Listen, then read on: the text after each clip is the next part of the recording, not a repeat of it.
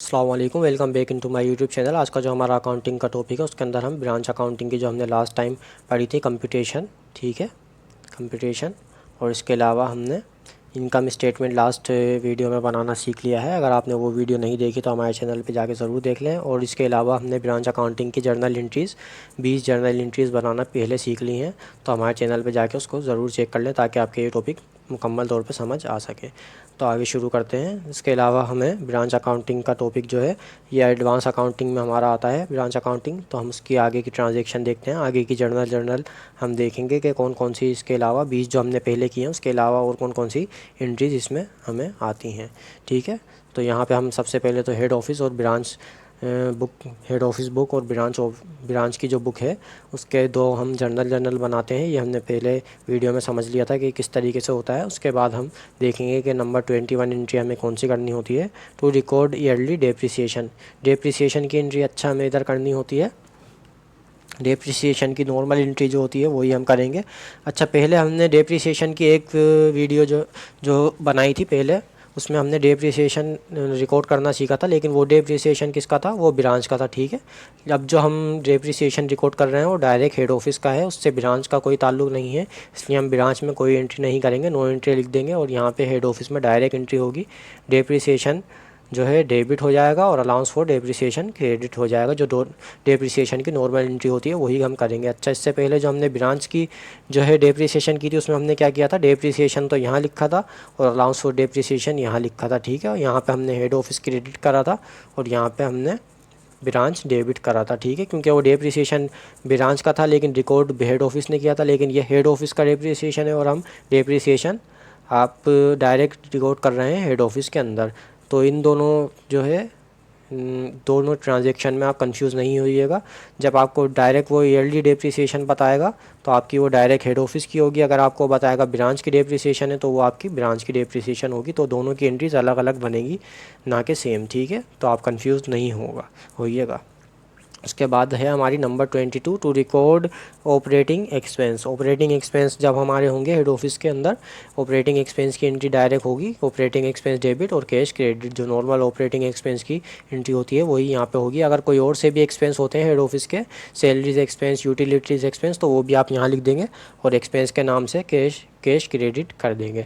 उसके बाद आप नंबर 23 देखते हैं, to close debit balance of income statement. अच्छा, जो साइड हमारी डेबिट पे आ रही है, ये जो हमने किया था जर्नल में हमने जो पहले बनाई है उसको हमने किस तरीके से अब क्लोज़ करना होता है इनकम स्टेटमेंट में, इनकम स्टेटमेंट के बैलेंस को किस तरीके से क्लोज़ करना होता है। सबसे पहले तो हमें expense and revenue summary debit कर देना होगा। उसके बाद हमें क्या करना होगा, मर्चेंडाइज इन्वेंट्री को क्लोज़ करना होगा, परचेज़ और ऑपरेटिंग एक्सपेंस और डेप्रिसिएशन एक्सपेंस, ये सारे जो हमारे एक्सपेंस हैं, और परचेज़ और मर्चेंडाइज इन्वेंट्री, ये सारे हमें क्लोज़ करने होंगे, ठीक है। Merchandise inventory, purchase, operating expense और डेप्रिसिएशन एक्सपेंस, ये सारे आपको क्लोज करने होंगे। यहाँ पे जो आपने जर्नल में किए हैं वो आपको यहाँ पे क्लोज करने होंगे, expense in revenue summary debit. अच्छा, उसके बाद to close credit balance of income statement. Credit balance यानी कि जो आपने क्रेडिट की थी एंट्रीज़, अब आप उन सबको डेबिट पे ले जाके क्लोज कर देंगे। Sales, merchandise, supplies, merchandise inventory, ये आपको डेबिट करनी होंगी जो जो अमाउंट आपने जर्नल में की हैं। उसके बाद हम एक्सपेंस एंड रेवेन्यू समरी उसका क्रेडिट कर देंगे और यहाँ पे ब्रांच में कोई एंट्री नहीं बनेगी, ये आप देख लें, ठीक है। ये सारी एंट्रीज़ हमें हेड ऑफिस में ही करनी है। अच्छा, ये सारे नाम आपको याद करने होंगे कि कौन कौन से नाम हमें क्रेडिट करने होते हैं क्लोजिंग एंट्री में और कौन कौन से नाम डेबिट करने होते हैं। यही सारे नाम आपको डेबिट क्रेडिट करने होंगे ब्रांच अकाउंटिंग के टॉपिक में। तो ये नाम आप याद कर लें कि कौन से आपको डेबिट करने होंगे जब क्लोजिंग एंट्री करेंगे और कौन से आपको क्रेडिट करने होंगे जब क्लोजिंग एंट्री करेंगे। ये आपको जब क्वेश्चन में वो पूछेगा क्लोजिंग एंट्री बनाने का, जब भी आप ये 23 और 24 एंट्री करेंगे, वरना आप ये एंट्री नहीं करेंगे, ये आप याद रखें, ठीक है। उसके बाद हम आगे देखते हैं।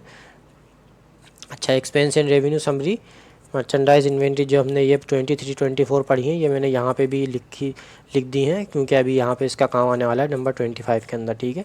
25 देखते हैं, to close income into expense and revenue summary account. अच्छा, अब क्या करना है, हमें क्लोज करना है इनकम, जो है हमारी इनकम हुई है उसको into expense and revenue summary account में क्लोज कर देना है। सबसे पहले तो हमें ये बात समझना ज़रूरी है, जब हमारा ये साइड ज़्यादा होगा, ये साइड ज़्यादा होगा, ठीक है, डेबिट वाली एंट्रीज जो है हमारी ज़्यादा हो जाएंगी और ये वाला साइड हमारा कम होगा। तो हमें क्या होगा, इनकम होगा, क्योंकि हमें क्या है, इनकम होगा जब हमारा ये साइड ज़्यादा होगा और ये साइड कम होगा, ठीक है। ये साइड कम होगा और ये साइड ज़्यादा होगा, तो हमें क्या होगा, इनकम होगा। तो जितनी ये दोनों हम अमाउंट देखेंगे, ये वाली अमाउंट देखेंगे सबसे पहले, तो इन सबको टोटल करके जो अमाउंट यहाँ हमने लिखी है वो देखेंगे और इन सबको टोटल करके जो यहाँ लिखी है वो देखेंगे।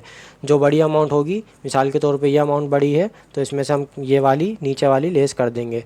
लेकिन नॉर्मली हमारी जो नीचे वाली अमाउंट है, जो एक्सपेंस एंड रेवेन्यू की ये वाली अमाउंट है, वो हमारी बड़ी होती है, तो हम इसमें से ऊपर वाली अमाउंट को लेस करते हैं और जितना फिर हमारा अमाउंट आती है इन दोनों को लेस करने के बाद उसको हम यहाँ लिख देते हैं जब हमारी इनकम होती है, ठीक है। ये वाली अमाउंट बड़ी होगी और ऊपर वाली अमाउंट छोटी होगी, तो जितनी अमाउंट कम होगी उसको हम यहाँ लिख देंगे, ठीक है, income expense and revenue summary में।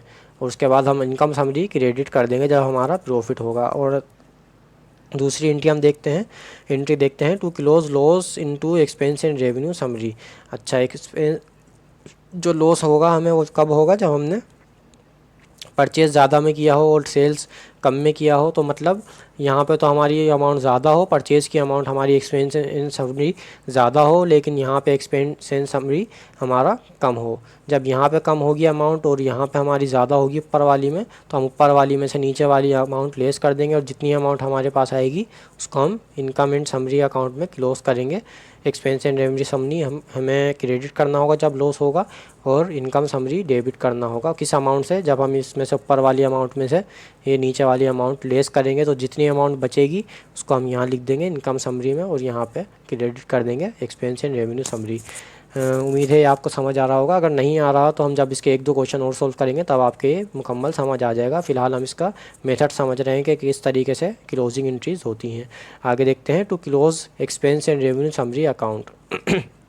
अच्छा, अब हमें क्या करना है, क्लोज करना है expense and revenue summary account. जो हमने इनकम समरी जो है हमने यहाँ पे इनकम समरी में हम ले गए हैं, ठीक है, इनकम समरी में उसकी जो हम अमाउंट ले गए हैं उसको अब हमें इनकम समरी अकाउंट अमाउंट को क्लोज करना है रिटेन अर्निंग के अंदर। अच्छा, जब यहाँ पे हमें प्रॉफिट हुआ था तो हमने इसको इनकम समरी को क्रेडिट कर दिया था, ठीक है। इनकम समरी को जब हमने क्रेडिट किया था तो अब हम इसको क्लोज करने के लिए डेबिट पे ले आएंगे, इनकम समरी डेबिट और रिटेन अर्निंग क्रेडिट। ये हमारी है प्रॉफिट वाली एंट्री, जब हमें प्रॉफिट हुआ था। ये 25 की क्लोजिंग एंट्री ये है ऊपर वाली, ठीक है। उसके बाद जब 26 एंट्री अगर हमारी होगी, अगर हमें लॉस हुआ होगा तो हमें कौन सा एंट्री करनी होगी, नीचे वाली, ठीक है। इनकम समरी डेबिट पे था, इनकम समरी को क्रेडिट कर देंगे क्लोज करने के लिए और रिटेन अर्निंग डेबिट कर देंगे। अमाउंट कौन सी आएगी, अमाउंट यही वाली आएगी जो यहाँ पे हमने लिखी है, जो यहाँ पे हम लिखेंगे वही वाली अमाउंट हम यहाँ पे ले आएंगे। बस हमें रिटेन अर्निंग में उसको क्लोज करने के लिए यही करना होता है। बाकी जब हम इसको और सोल्व करेंगे तो आपके मज़ीद समझ आएगा। ये फ़िलहाल आपके उम्मीद है समझ आ गया होगा। So thank you for watching this video. अगर आपको ये वीडियो पसंद आए तो अपने दोस्तों के साथ ज़रूर शेयर करें और हमारे चैनल को सब्सक्राइब कर लें ताकि आने वाली वीडियोज़ आपको मिलती रहें। अल्लाह हाफिज़।